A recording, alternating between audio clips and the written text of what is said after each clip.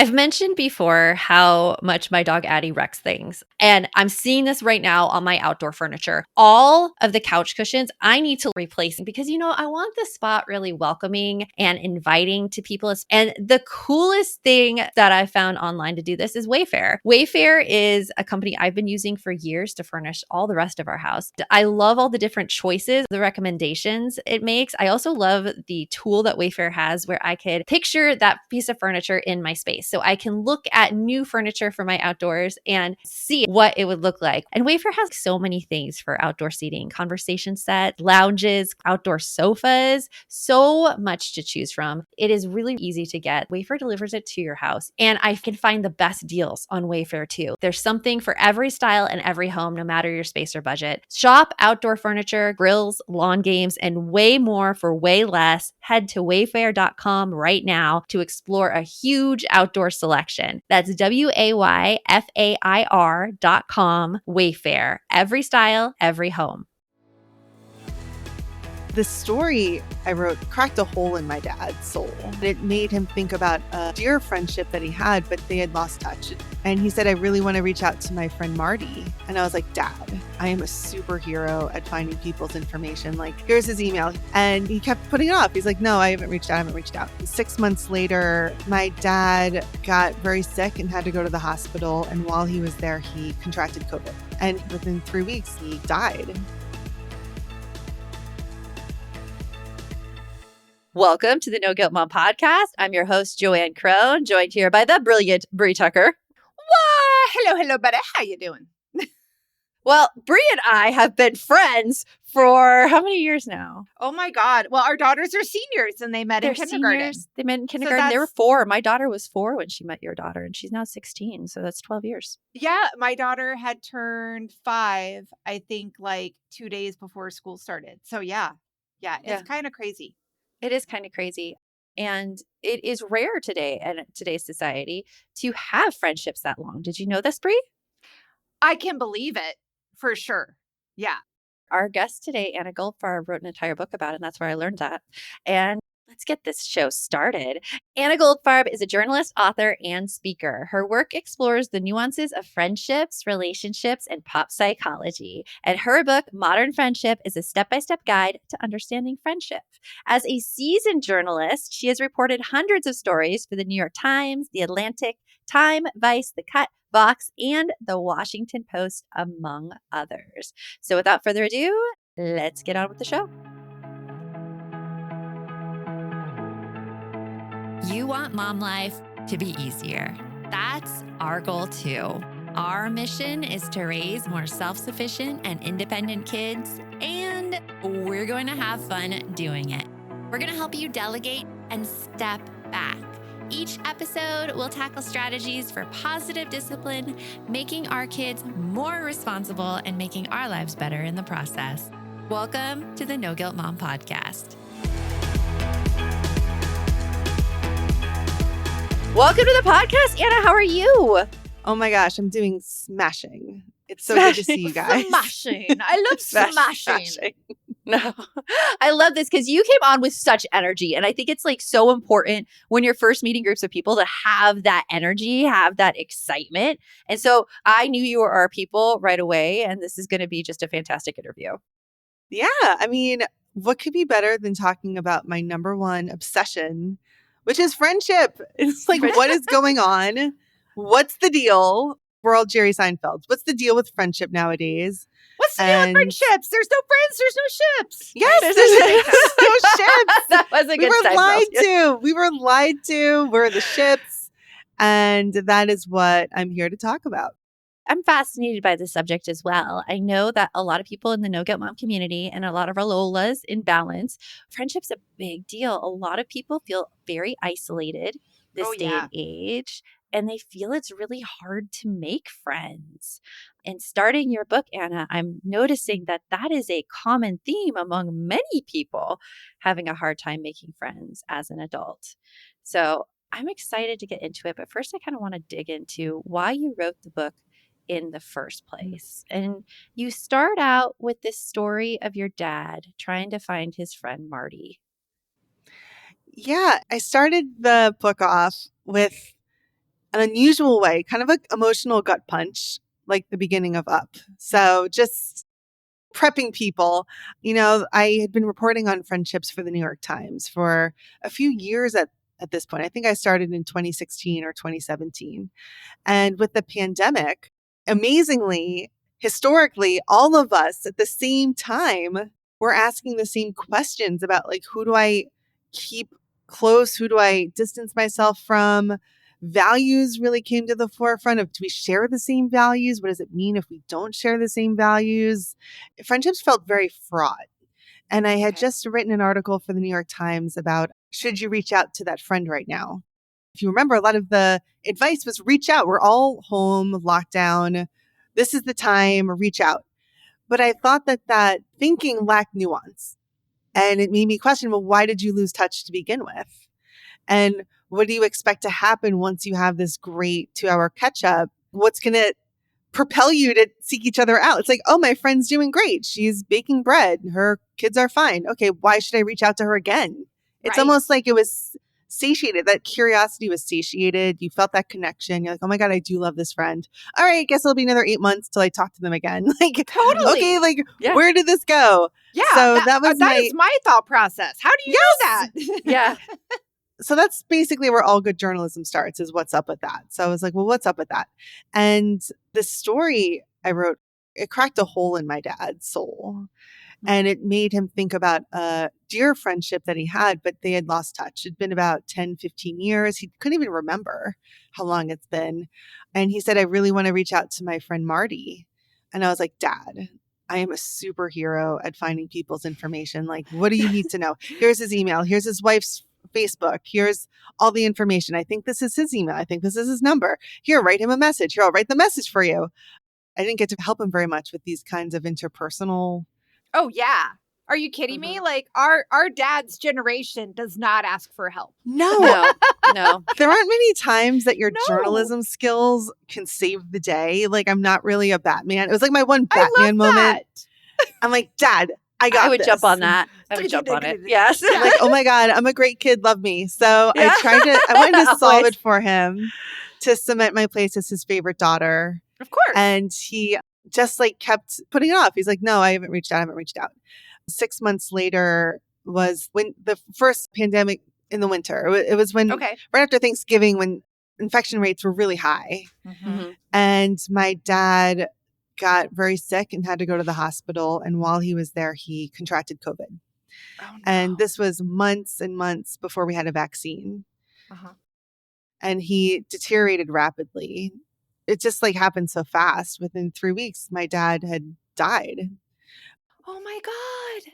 And it was a shock. So I mean, he was sorry. 74. He's active. Like, he was a scientist. He observed every precaution, and he still did everything right, but still fell victim to the pandemic. And in my shock and sadness, and like, I can't believe this is happening to my little family, that I just lost my dad to this, my mind went back to our conversation about his friend Marty.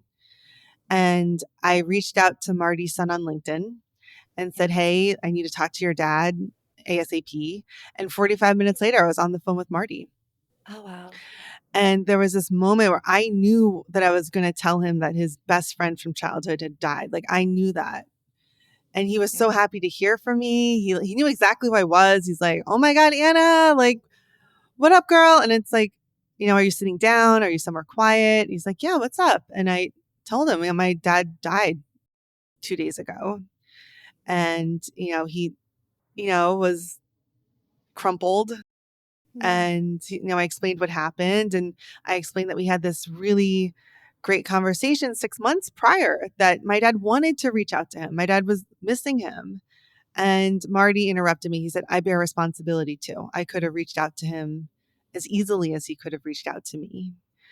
And we talked for a while. We caught up. He shared stories about my dad growing up, going to football games together, how they annoyed my grandma, tracking mud on the carpet with their sneakers. And that night was my dad's online Shiva.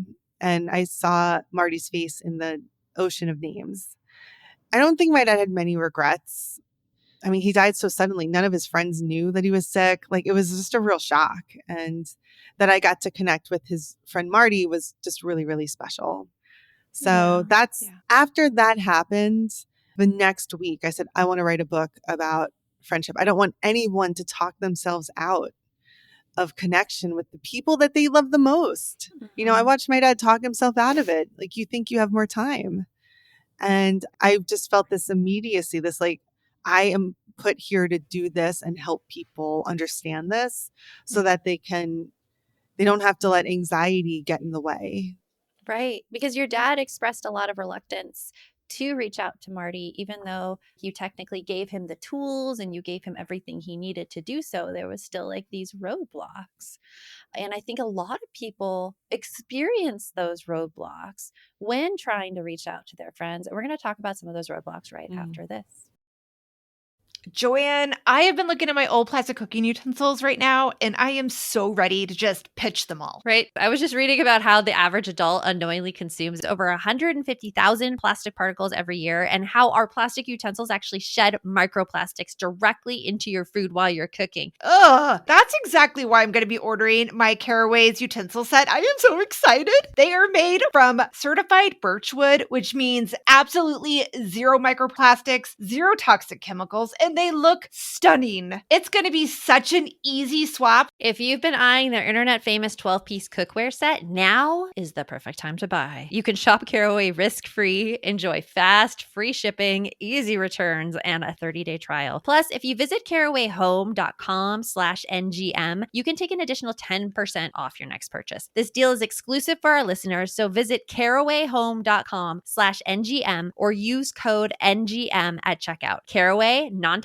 cookware made modern. So, Brie, remember when we first started using Lumen and we were like, wait, what? My breath can tell me what fuel my body is burning? I know. And now it's just like a regular part of my routine. Like in the morning, it's coffee, Lumen breath check, and boom, I know if I'm burning carbs or fat that day. What I love is that Lumen doesn't just give you random data. It actually guides you, like whether it's what to eat, how to work out, or even how to manage your stress. Lumen even adjusts to your cycle or, in like my case, perimenopause. So your recommendations stay personalized even if your body changes. It has helped me understand my body on a whole new level. And no, it's not a quick fix. It's actually real insight that helps you make better choices over time. Like for me, ice cream at 9 p.m. will not help me wake up and fat burn, Brie.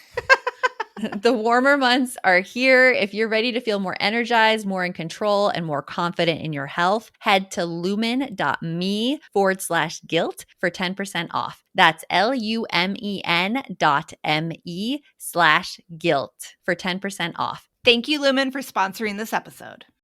If you've ever looked at your kids' homework and thought, wait, when did math get so complicated?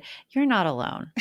Let's be real, not every kid fits into the one-size-fits-all classroom model. And that's where K-12 Powered Schools comes in. K-12 offers tuition-free, online accredited public school for grades K through 12. Your kid learns at their pace, in their space, with teachers who are actually trained in online education. And don't worry, this isn't homeschooling where you have to actually do all the teaching. K-12 provides certified teachers, an engaging curriculum, and even social activities and in-personal events to help keep kids connected. Join the more than 3 million families who have been served by K-12 and empower your student to reach their full potential now. Visit k12.com/NGM to find a tuition-free K-12 powered school near you and enroll now.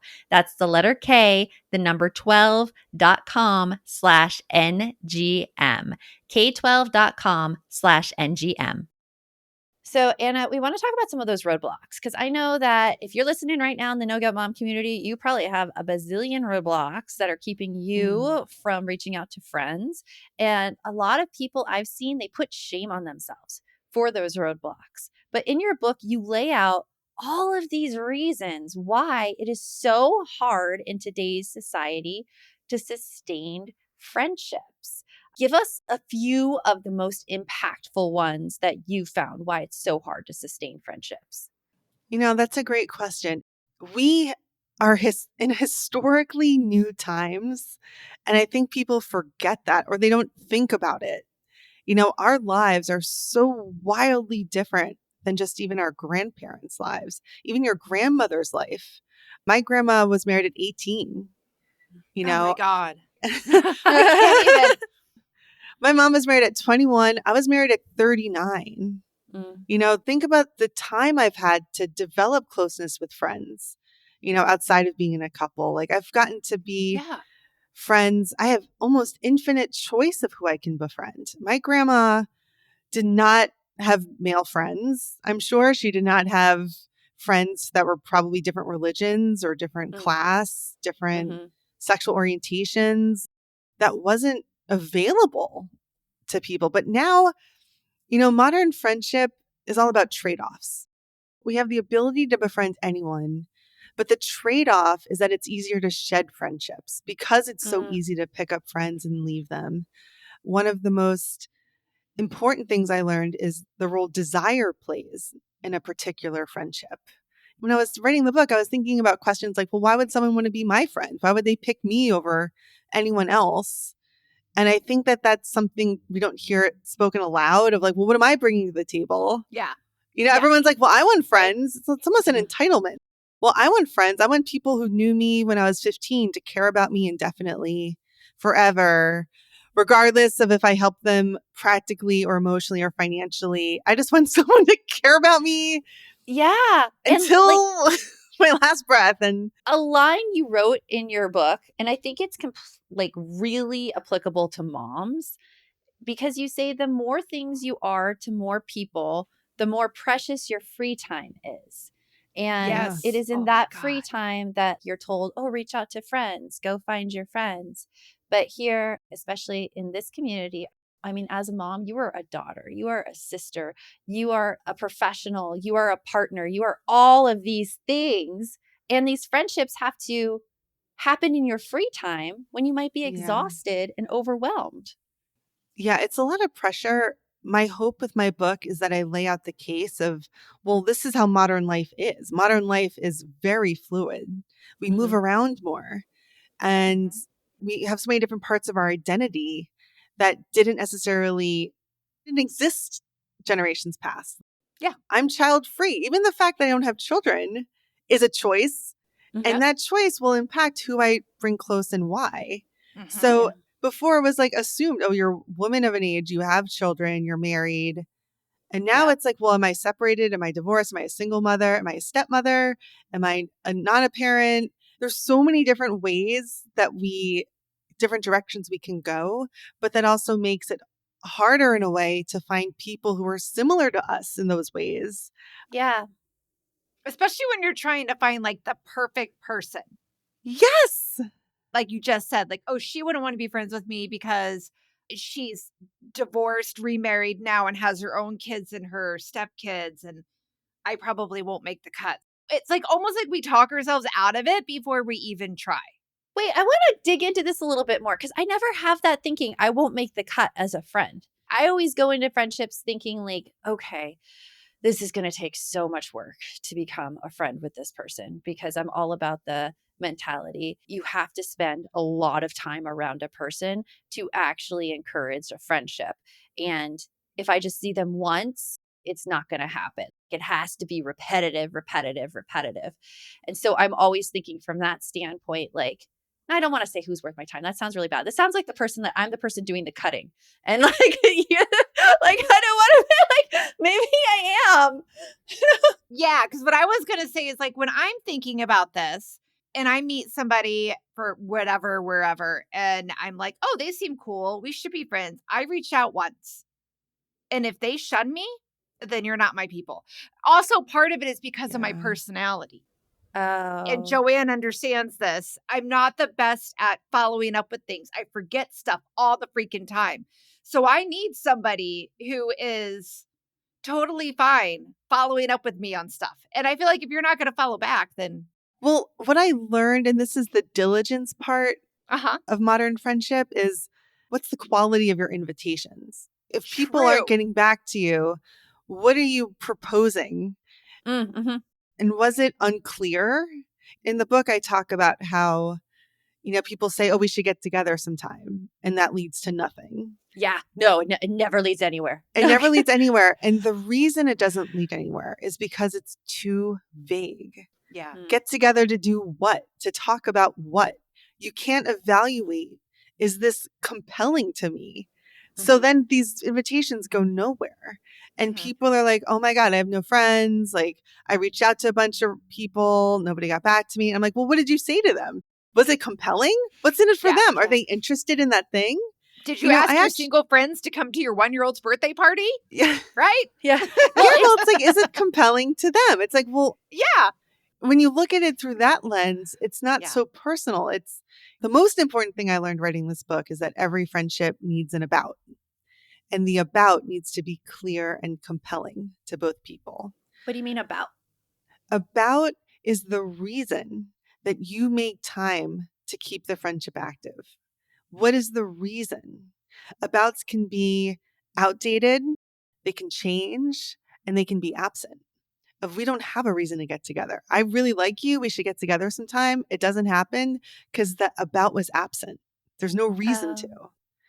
But a reason could be like, hey, like, I love that you guys are on a podcast. I've been doing podcasts lately. I want to talk to you about maybe starting a podcast group in our city. Oh, that sounds great. Oh, I would do that. I'd show up for the podcast gathering, whatever. Yeah. But if I'm just like, we should get together, it's way too vague. And when things are uncertain, it creates anxiety. When you don't know what the reason is, it's like, well, why me? Why get together? What do you want to sell me an MLM? Do you want to sell me like a legging? Like, do you have a unique hand soap? Like, what do you want? Like, why should I tell my family? I love that. Anna, like, it's so interesting because you have just verbalized why I say no to some invitations and not others, because it's the vagueness aspect too vague of it all. It's too vague. You don't know what's going on. You don't know what you're signing up for. It's why I won't go to PTA meetings, because I'm like, I don't know what's going to go on there. Like, there's no agenda. There's nothing there. So we have a group of friends who now we are meeting monthly again, because we realized how hard it was for us to like hang out and meet. And it's our happy hour girls time. We just met at Postino. But at the start of it, like, you talk about vague, and I have been working on like my reach out and friendships since I went into therapy when my daughter was young, and I was just like so lonely. So this has been going on a few years, but I'm like, at the end of it, I'm like, everyone take out your cell phones. We are scheduling another date right now. And Bree can attest, I do this, and I'm very forceful about it, and I make sure everybody does it, because that's the kind of person I am. But you kind of need that person though in the friendship, I feel like sometimes. The diligence to keep it going. Right. I talk about basically the s'more of friendship, which is desire, diligence, and delight. Those are the three components of a healthy, active friendship. Desire, we talked about, it's the about. Studies show that people make friends for 5 reasons, generally speaking. First is career. People can help them with their job. Second's mating. You want to meet people to, increase your chances of finding someone compatible. Third is desirable qualities, which means you have compatibility in hobbies and passions. Fourth is emotional support. You want advice. Yeah. And the fifth one is what they call sociability, which means you're in the mix. They invite you out. They do a book club. We're having a pool party. Come on over. So those are the reasons people make friendships, but those are also the same 5 reasons that friendships can fade. Yeah. Career. Oh, we're not in the same career. Mating. I'm not dating. Like, I'm not looking for people anymore. Yeah. Hobbies and passions. Like, what are we doing together? Compatibility. Like, our values are different. That would, rupture a friendship. So when you understand that those are the musical notes of friendship, okay, so we can lean into that. If that's what people are looking for from a friend, well, we can up our emotional support skills. We can learn how to support our friends. If that's what your friendship's about, if you want to get together for happy hour to like share. It's really emotional support. Yes, It is really emotional support, because we go deep fast. Everyone knows about everyone's exes and problems and challenges and all of these things. We go deep fast. There's a lot of like minefields with emotional support. So if your friendships are about that, you might want to learn, well, how can I make my friends feel emotionally supported? Because that's why they keep me around. That's what our friendship's about. So Yes. that's the Yeah. picture I put together with this book, Modern Friendship, is this is why people make friends. Here's why they fade out. How can I figure this out to get the results that I want? I love that. Yeah. So I want to make this really, really actionable for everybody. So coming up next, we're going to go into like some action steps people can take if they really want to have more friendships in their lives. So that's coming up after this. On average, you'll have to wait 31 days to see an OBGYN. And if you're dealing with an infection or outbreak, you know you need care fast. That's where WISP comes in. Connect with a U.S. licensed provider online and pick up safe, effective treatment at your local pharmacy that same day. Plus, get birth control and more delivered in all 50 states. Take control with comprehensive sexual and reproductive care, all from your phone. WISP. That's hellowisp.com. The waiting room can wait. Oh, I'm not switching my team to some fancy work platform that somehow knows exactly how we work. And its AI features are literally saving us hours every day. We're big fans. And just like that, teams all around the world are falling for Monday.com. With intuitive design, seamless AI capabilities, and custom workflows, it's the work platform your team will instantly click with. Head to Monday.com, the first work platform you'll love to use. With a major selection of the looks your kiddos love starting at just $4 in the Walmart app, a new school year means a stylish new them. Who knew? Find skater skirts and Crocs that say, I'm casual but cool. Sparkly sneakers that say, it's my classroom, you're just learning in it. And preppy polos that say, I'm the teacher's pet, even if they're mommy's menace at home. Find their favorite styles starting at just $4 in the app. The Walmart you thought you knew is now new. Okay, Anna, so far we've talked about the minefields in friendship and how friendships can fade and also why friends fit really well together. I want to get into action now. So say someone listening right now, maybe it's you listening right now, that wants more friends and wants to be more sociable. What's one thing they can do? Well, I mean, it depends on their personality. Okay. Researchers call this trait agreeableness. Okay. And it means if you're agreeable, you think people generally are good, trustworthy. If you're not as agreeable, you're more like skeptical, like, well, let me see who they are first before I open up. Big Bird is agreeable. I'm a big bird. I talk to everyone in my block. Yeah. Oscar the Grouch is not agreeable and is like, get out of my trash can. So it's like, It's me and my husband. right. So a lot of it's personality. It's like, are you putting yourself in positions to make friends? What are your hobbies and passions? Do they necessitate other people to be involved? What if you have no hobbies or passions?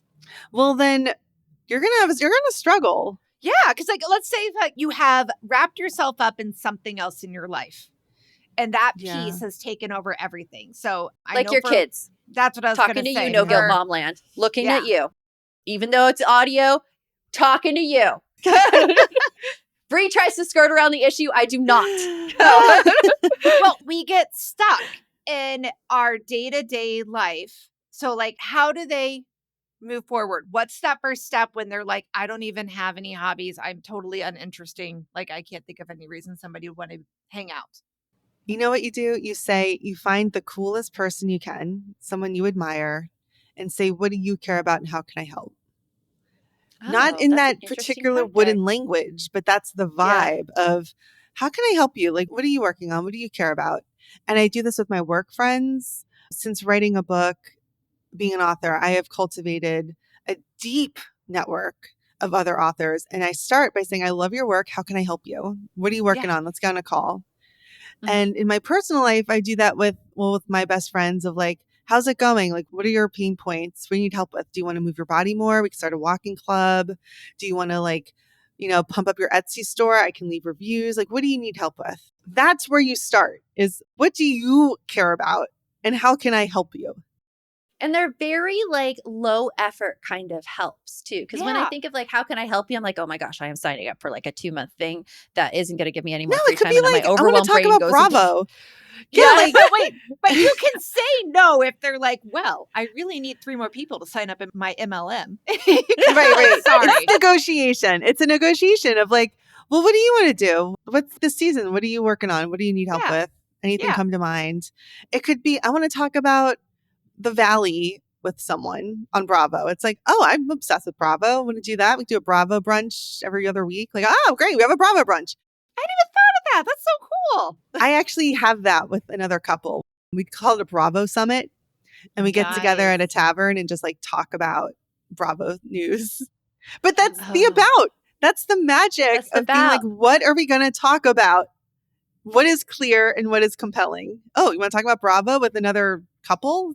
Get together. Let's get fries for the table. That's awesome. So find the coolest person you know and ask them what they're into and how you can help and come up with ideas from there. Yeah. I feel like the secret sauce to that is that it's a person that you find cool. So you're taking out the piece of, am I going to find this person interesting enough? You already find them interesting, not knowing much about them. Mhm. So I think that already Yeah. gives you that built-in motivation to follow through for people that are like Brie, that procrastination of just doing anything. You know, you need a Just goal. procrastination. A lot of friendships don't go anywhere because there's no goal. And it's like, oh, Yeah. we should get lunch. Okay, well, that was all right.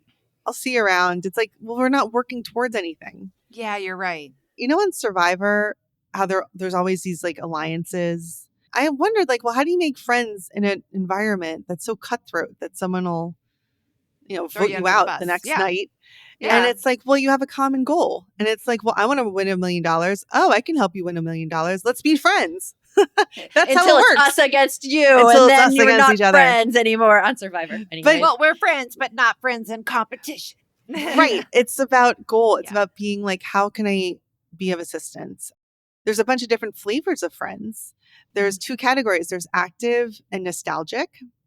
Okay. For those friends from your childhood that, you don't speak very often, but, you care for them very deeply. And then the Mhm. active friends that you see all the time, you talk all the time, you create memories together. There's also agentic friendships and communal friendships. And those are big words. Agentic means it's task oriented, usually about career. You're working towards something together. Those friendships tend to detach when the costs outweigh the benefits.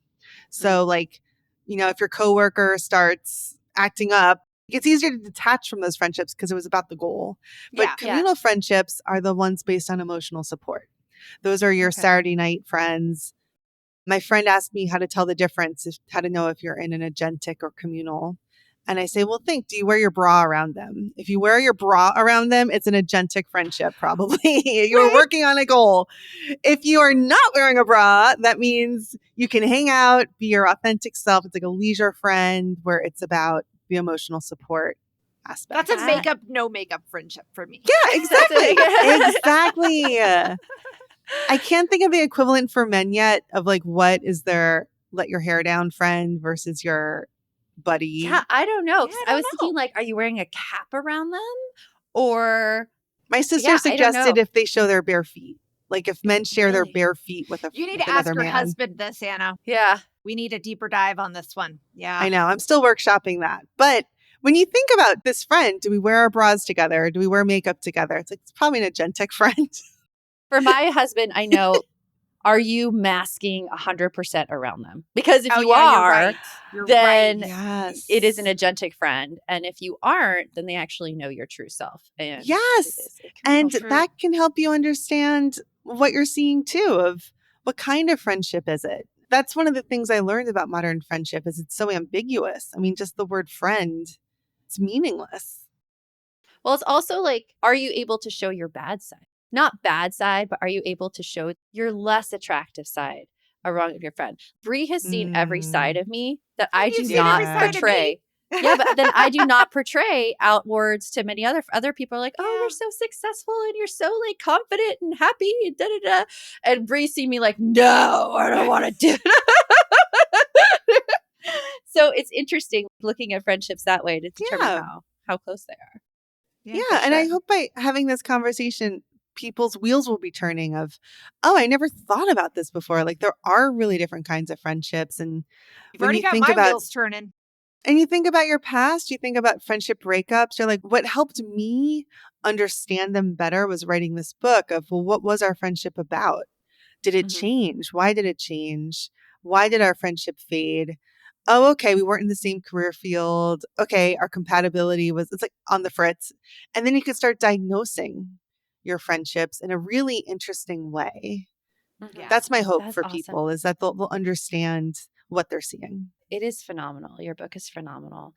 Thank you. And I am still into it. And I have to give you a little confession. Usually I don't finish books that we do podcast guest interviews on. It's like I read enough, get on the interview, and Yeah. then like I talk about it, but I'm still reading yours. I want to devour everything. So just know that go get Modern Friendship from Anna. Thank We'll put a link in the show notes. And Anna, tell us something right now that you're excited about that's happening in your life. You know, Forbes just named the top 10 must-read books on friendship, and they named my book as one of them. Thank you. And it was like books, all books, fiction, nonfiction, any book. And they chose my book as one of the best books that explain the importance of friendship. And that just means so much to me. My book is on an independent publisher. I'm a one-woman team. You know, I'm driven almost like an evangelist from watching my dad agonize over a friendship that was so special to him. And this really is very, very important to me to help people. I've heard from people saying that they've repaired 20-year friendships that they were about to, you know, walk away from, that now they understood what was happening more, and they just couldn't be more thankful to have this knowledge. And that's what I want to feel, for people to feel, is empowered of, yes, it's harder. Here are the reasons why, but here's how people work, and here's how you can work within it.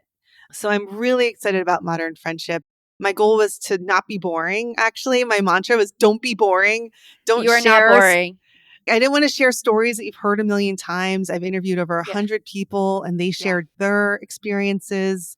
So hopefully as a reader, you'll feel like seen and held and safe reading it. It's like, yeah, this is my experience, and someone gets me. Yeah. It is awesome. It is awesome, Anna. Okay. So not only is Anna a freaking ball of delight, she is just like a ball of little happy energy, glowy, warm. I love her. I love her. She is amazing. I love the book talking about all the different types of friendships and everything. However, I want to share that she has inspired me. She has inspired me to reach out to my oldest and bestest friend. And I say bestest because like we were inseparable when we were younger. Her name is Lisa. It used to be Lisa Liker. I follow her on Facebook, but we haven't reached out in a while. I know she's a pediatrician now in Kansas City. She works at, I believe, at Children's Mercy out there. And I miss her. I really miss her. I know why we like drifted apart. We like had different friend groups come high school, but I miss her. She was just really awesome. So much fun. Yeah, so I'm going to try to reach out to her. That's Hope an she awesome checks thing. her Facebook. Yeah.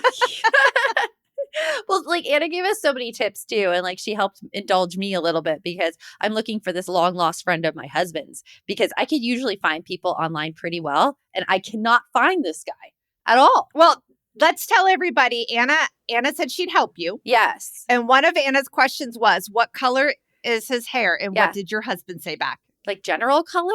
Like he doesn't remember. And I get that. I get that. Yeah.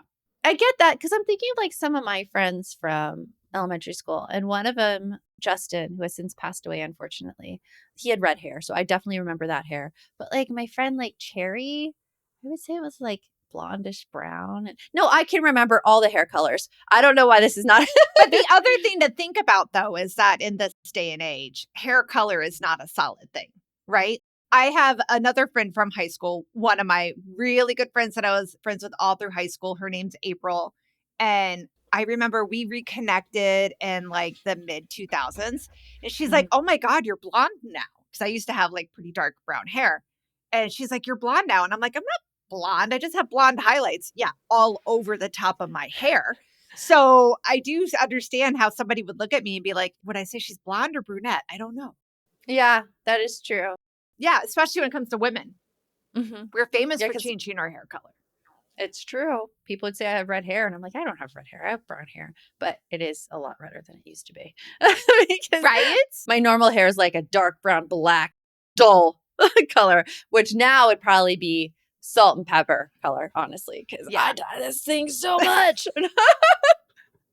I mean, let's be honest. It's just, I do the same here. I keep asking my stylist if I have gray hairs, and she's like, no, you don't. However, I am having these weird freaking white hairs coming into my eyebrows. Anybody else have white I have a little white hairs hair in your eyebrows? Yeah, I do. One white hair that keeps coming up, maybe two. No, but I have a ton. That's why my eyebrows Oh. keep getting further and further apart. They keep turning white in the middle, and then I pluck them, and then they don't come out. It's the choice. But I have a ton of gray hair. Ton of gray. I don't even ask my stylist. I just sit down. I'm like, cover them up, Danielle. I want them all gone. I can understand that, though, because it doesn't always fit your personality. So, No. anyways, And, like, I hate it right here because right here, this is where it'll like really get gray. Guys, I'm pulling up the sections that hang over my face on the sides, but right there. So if I go too long without getting my hair colored, you can see the gray hair there. It's like Benedict Cumberbatch, old man gray kind of. Benedict Cumberbatch isn't an old man, but it's something I associate with men, not women. That's why I say that. But yeah. Anyways, Anna, go get her book, Modern Friendship. It's phenomenal. It's amazing. Link is in the show notes. We absolutely loved it. So we are up for a People's Choice Podcast Award, and to be actually nominated to get it, can you go do us a favor? Can you go to the website that we have in the show notes and nominate the No Guilt Mom podcast under, what's the category we were under? It is for Best Female Hosted Podcast. Best Female Hosted Podcast. Yeah. So please go sign us up for that. We would so appreciate you. And until next time, remember, the best mom's a happy mom. Take care of you. We'll talk to you later. Thanks for stopping by. If you'd like to support the show further, you can share episodes with your loved ones, leave a positive review, or follow us on social media at No Guilt Mom. You could also show your love by visiting our amazing podcast sponsors. We have a link in the show notes.